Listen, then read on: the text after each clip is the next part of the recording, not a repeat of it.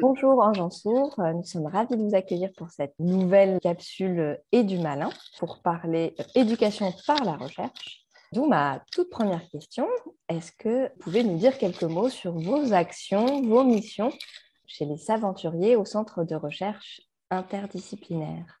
Bonjour Alice, ravie d'être avec toi aujourd'hui. S'aventurer École de la Recherche, c'est un programme éducatif que j'ai cofondé avec François Tadei, qui est le directeur du CRI, du Centre de recherche interdisciplinaire, en septembre 2013.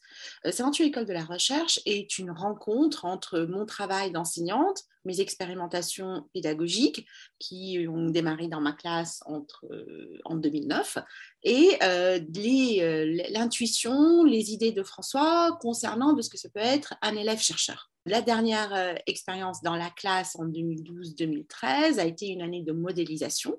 On a vraiment, en septembre 2013, créé Sanctuaire École de la Recherche pour diffuser, expérimenter, évaluer, déployer le modèle de l'éducation par la recherche.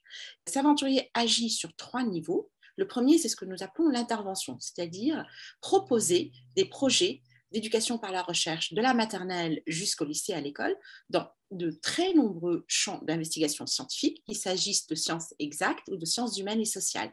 Ça s'appelle les saventuriers de l'univers pour faire de l'astrophysique, les saventuriers du cerveau pour faire des neurosciences ou bien des sciences cognitives, les saventuriers du droit pour faire du droit, etc. Deuxième domaine d'intervention, ce sont les ateliers péri- et extrascolaires. Ça peut être aller de l'atelier d'une durée très courte de 2 heures jusqu'à la semaine entière de séjour de vacances.